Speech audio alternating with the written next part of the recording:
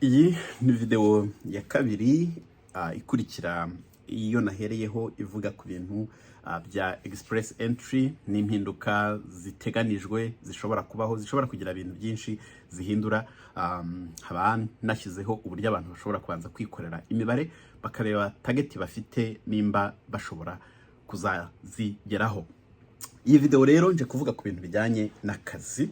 Iki ni ikintu abantu benshi bibazaho, ndetse umubare munini abantu babumva ari bwo buryo bashobora kugerageza, kuko iyo uje ufite akazi hari ibintu byinshi rwose bishobora kukorohera.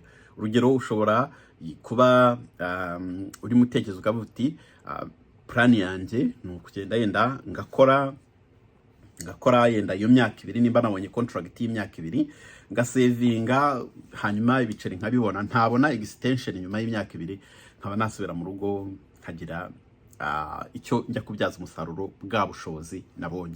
Hari uvuga uti ndamutse mpageze yenda bwambera uburyo bwo kubona izindi nzira nacamo kugira ngo nshobore kuba nahatura. Hari ubitekereza gutyo. Hanyuma ariko ikintu cyitwa akazi, abantu benshi bari hanze y'ibi bihugu ntabwo baba bumva neza uko bikora. Murabona mu bihugu byacu barapostinga akazi, cyangwa se umuntu arakurangira akakubwira ati company niyi iri guharinga uzajya gusaba akazi, cyangwa se bakaba barapostinze ahantu ukabibona ukazitabira nawe ukajya gukora ibizamini, ibintu nk'ibyo. Hano naho niko bimeze, ariko ku bantu bari mu gihugu hari ama website menshi cyane, uzayumva hari izitwa za Indeed, hari za Workpolice, hari ama website y'ama organizations atandukanye, nko muri healthcare muri buri ntara ibifite urubuga rwayo ipostingaho utuzi twayo. Hari iyitwa Job Bank ni urubuga ushobora kuba ari urwa guverinoma, isaba ko abantu bashaka abakozi baturutse hanze ya Canada ibategekwa ko ari hamwe mu hantu bagomba gupostinga utuzi twabo. Ibyo ni bijyanye no gupostinga. Kubona akazi uri mu gihugu, yes, wakwapplyinga, washyiramo application yawe, hanyuma bakareba kuri resume yawe, babona imeze neza rwose, iri attractive, hanyuma bakaba baguhamagara kuri interview. Resume ni kimwe na CV, ngira ngo yenda badakunda kumva ibintu cyane. Hano dukoresha resume cyane, iwacu dukunda kuvuga CV.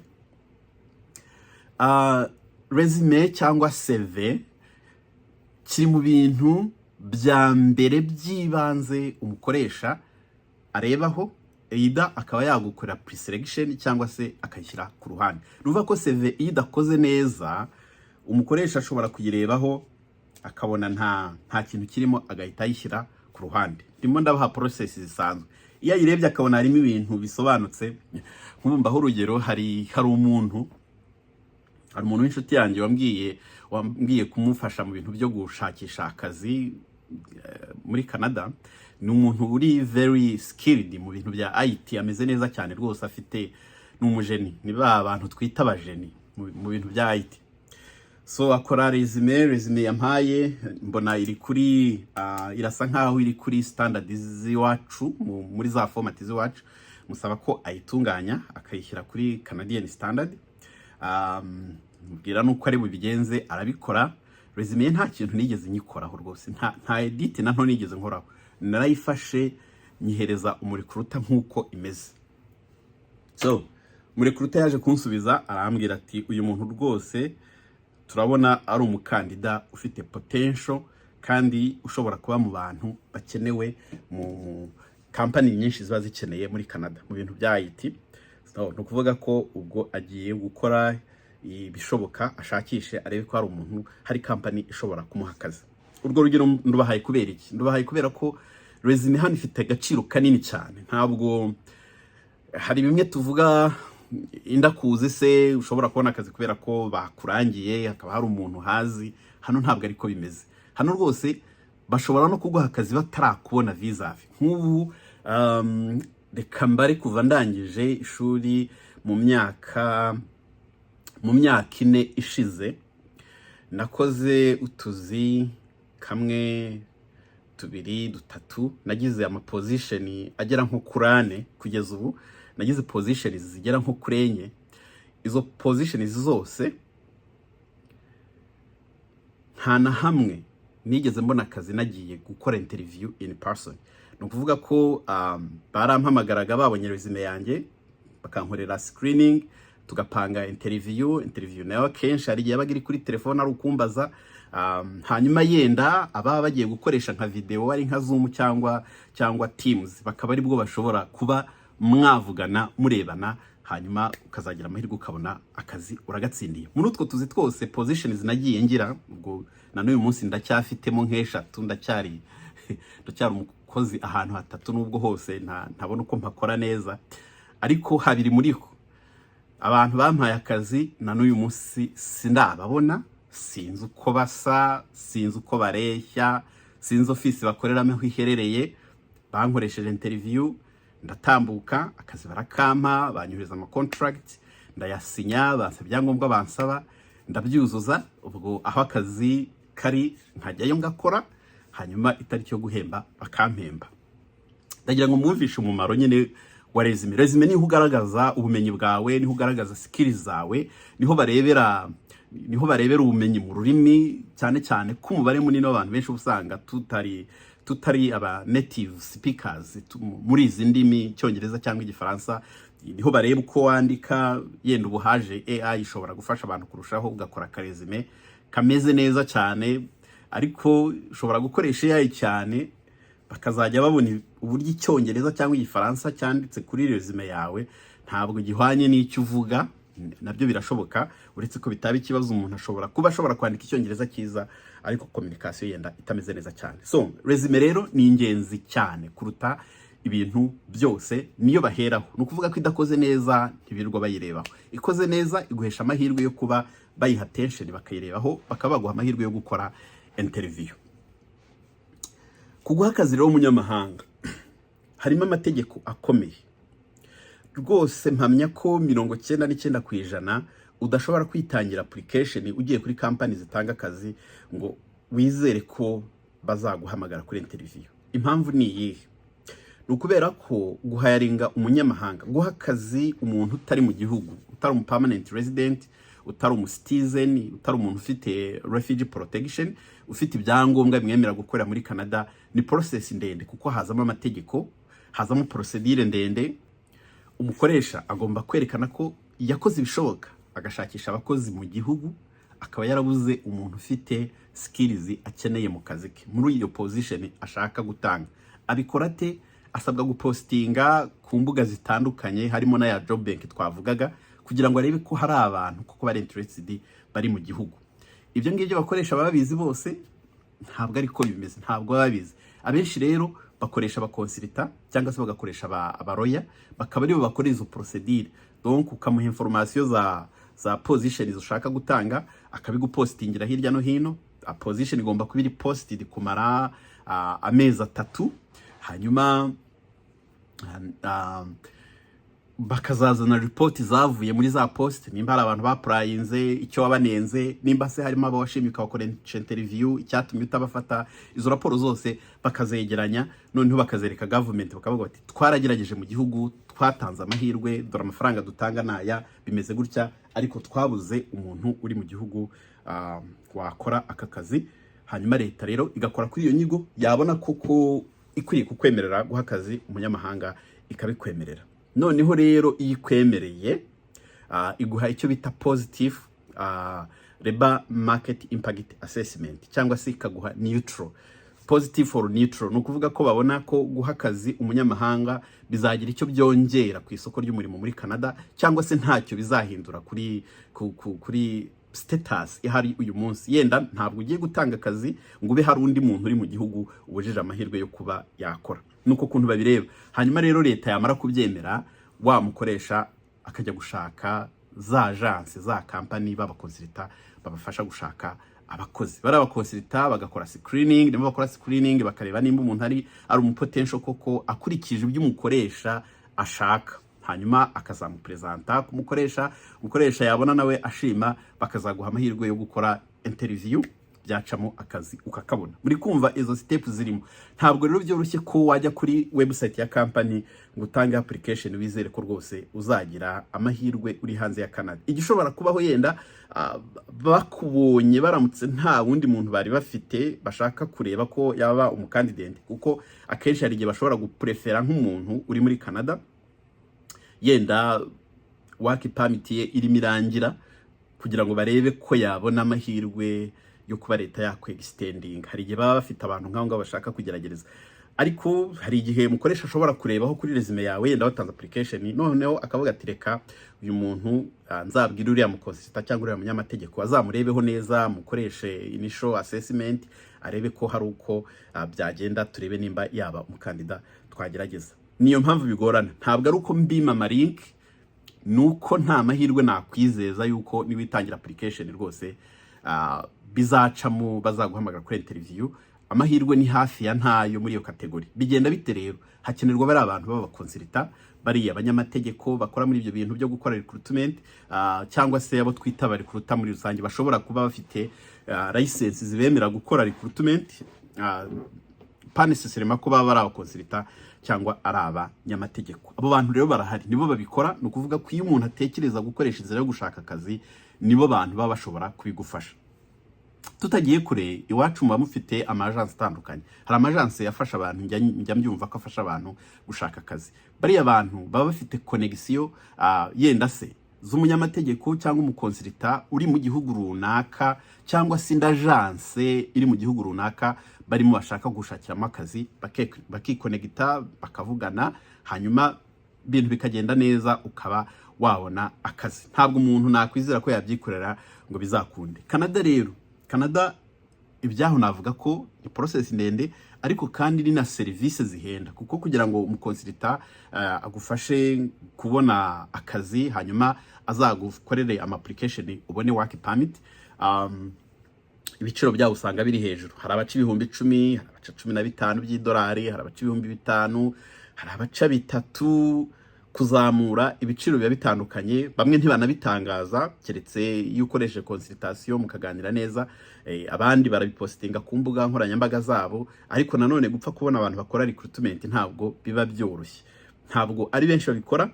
Ni license ifite amategeko agoranye kugira ngo uyikeeping. Ari nayo mpamvu abantu bamwe badahitamo kubikora. Usanga abakonsilita benshi avuga ati genda ushaka akazi, wowe numara kubona akazi uzaze ngufashe ku bya work permit, ariko ntabwo nzagufasha gushaka akazi. Impamvu rero ni iyi. Impamvu nuko itegeko rya Canada ntabwo ryemera ko umuntu ashobora guca umuntu amafaranga ngo ajye kumushakira akazi. Donc iyo service ntabwo iri muri service zishyuzwa muri Canada. Bityo rero umuntu w'umukonsilita ashobora kugaragara nk'uguye mu mutego wuko yaba mu mafaranga arimo kwishyuza haba harimo n'ikimeze nko kugushakira akazi kandi bitishyurwa, cyangwa se bikaba byakwitwa ko basa nk'abagukoreyeho fraude, kukubwira ko bazagushakira akazi hanyuma banagushakira akazi bagahita banagufata nk'umukiriya wabo, donc ukabuburije yo kuba umukiriya wabo kugira ngo bagufashe ku bya work permit.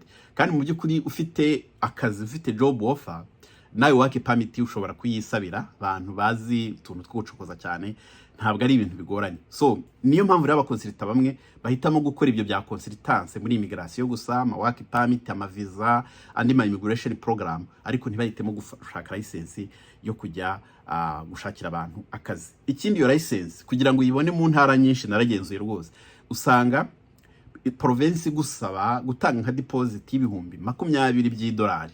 Ninde ufite ayo mafaranga? Ntabwo ari benshi baba bafite ayo mafaranga. So amafaranga rero yatanze biba bivuze iki? Bivuze ko umuntu uzafasha gushaka akazi namara kukabona akaza, aramutse agize ingorane, aramutse agize ibibazo bikaba bishingiye kuri service wamuhaye, bikaba bitewe nuko yenda hari amakuru utamuhaye, cyangwa se hari deal wari wifitaniye n'umukoresha, musa nkaho musikaminza umuntu araje yenda sakazi mwamwemereye, akazi wavuga kuri mumushakira ntabwo ariko yaje ngo akore. Ibintu byinshi nk'ibyo ngibyo leta rero byinjiramo iyo wa mukozi atanze ikibazo muri leta, bikaba byatuma rero ibikurikirana.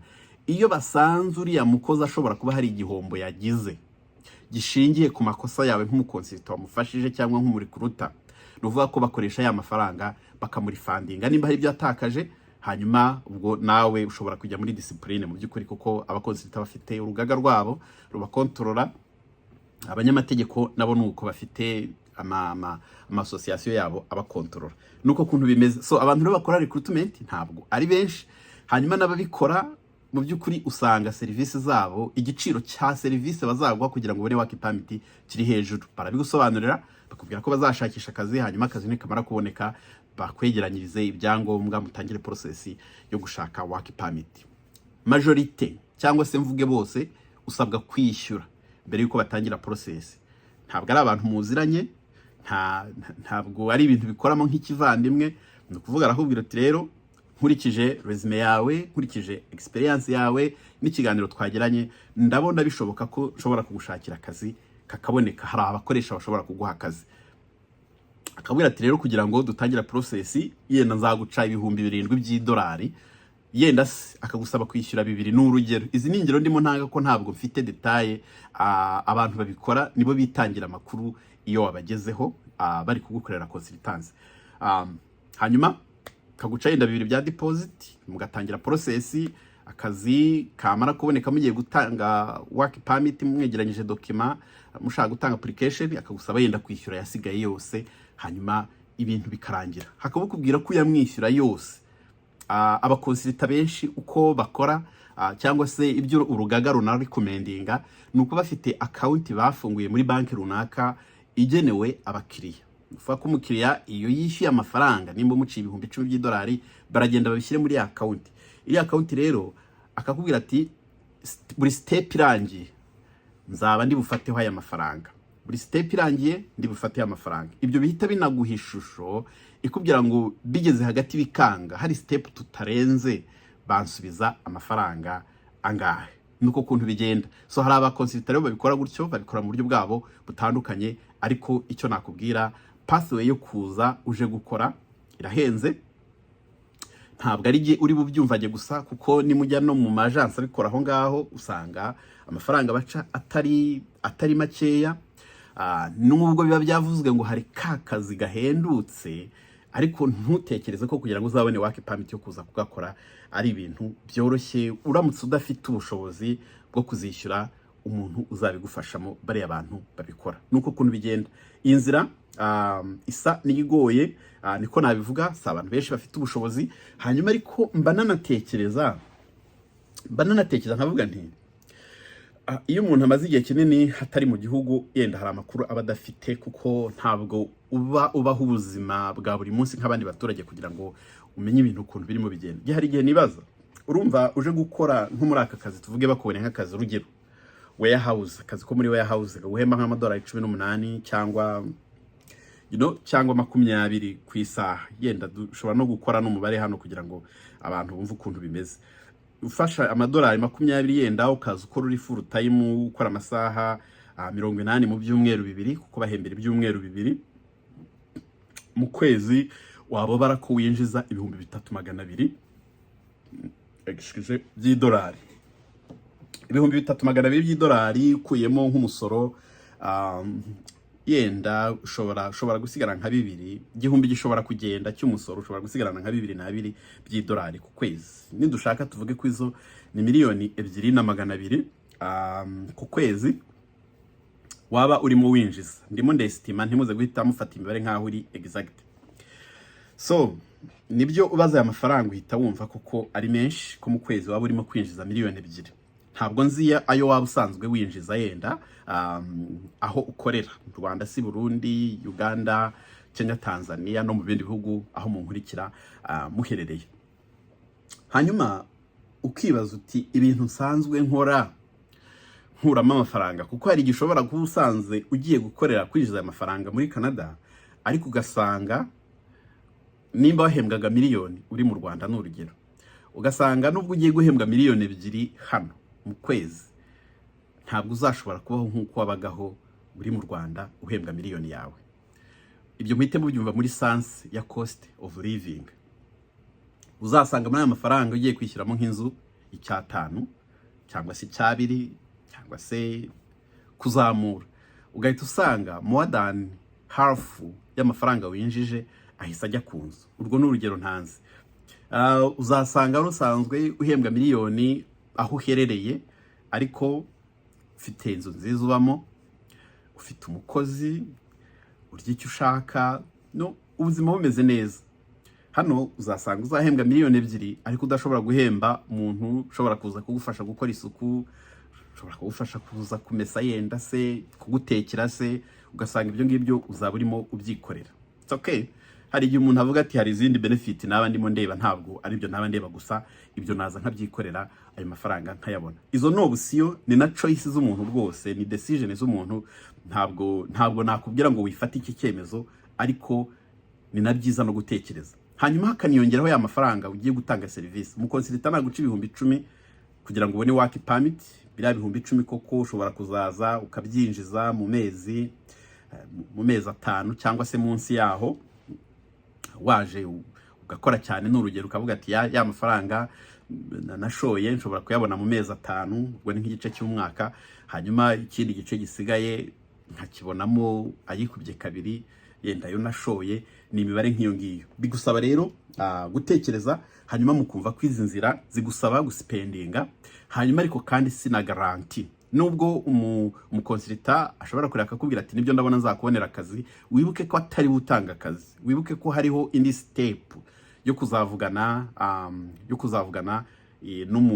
n'umukoresha uri utanga akazi, ni uzafata decision ya nyuma akareba nimba azakwemera akazi cyangwa ntako azakwemerera. Akazi bashobora kugashaka bakakabona bakakubonera, ariko umukoresha ntagushime, kandi bigeze kuri step uzakore hari andi mafaranga wamaze guhomba. Byose mbyita ko ari risk. Hari n'abantu bakunda kuvuga rwose tubuzima ni risk, ntabwo byatuma umuntu atabikora, cyane ko iyo wageze aho ngaho haba hari izindi avantage ushobora kubona kuruta izo wabona yenda ahandi wari usanzwe. Nibyo rwose ndabyemera, hari ibintu byinshi tugiye dutandukaniyeho mu buryo bw'imibereho.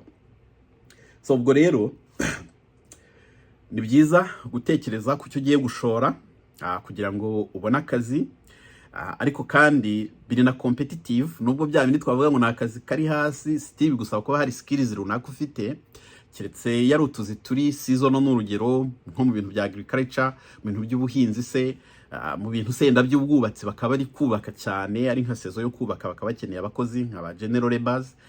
Still usanga bagusaba ko ufite experience muri ibyo bintu. No kuvuga ko nubundi hari skills runaka uba urimo gusabwa, keretse igihe gusa ari company ikeneye nk'aba general workers, abakozi bakora ibintu bisanzwe bidasaba amashuri, bidasaba skills runaka, uzaza bakakwerekera. Ariko still ubwo mwumve harimo cost uzaspendinga ku muntu uzabigufashamo. Hanyuma ikindi nuko ibyo gusa kubonye akazi ukaza ugakora ntibizahita biguhesha amahirwe yo kuhaguma, nubwo bishobora kuba hari inzira zimwe byagufungurira, ariko bene utwo tuzi tunahemba makeya, nta na pathway akenshi dutanga mu immigration programs. Usanga nta kintu kinini byongereyeho cyane ku mahirwe byari kuguha nimba urusanzwe ufite ama points meza, kuko za nzira zose nagiye mvuga n'ubundi zikoreshwa kugira ngo umuntu abone permanent residency, n'ubundi ubuzazicamo, ntabwo uzaca ku ruhande ngo nuko wabonye akazi. Nuko kuntu iby'akazi bimeze.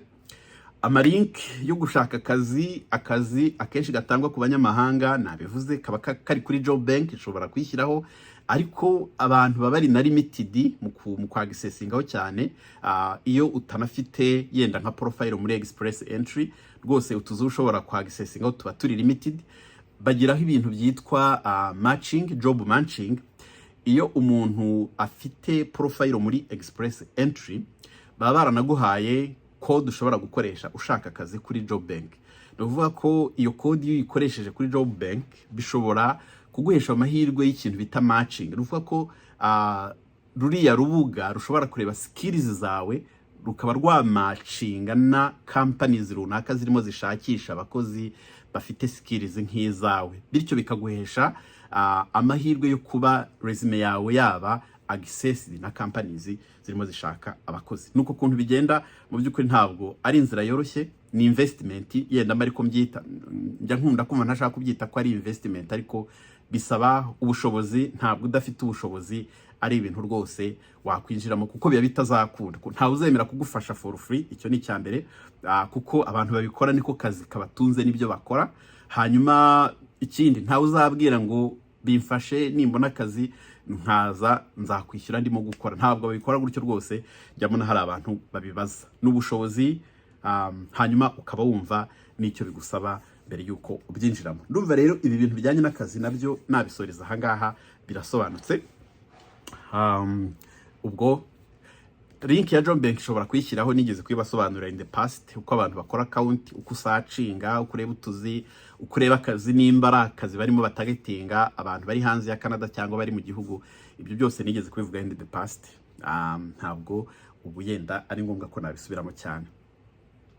Ibyo birahagije ku kazi. Reka yenda soreze aha, hanyuma nkurikizeho video ivuga ku bintu byo gusaba ubuhungiro, hanyuma niyo iza kuba ari iya nyuma kuri aya makuru nashaka kubasangiza muri iki gihe. Murakoze, mukomeze kugubwa neza kandi muhahe muronke aho muherereye mu bihugu bitandukanye.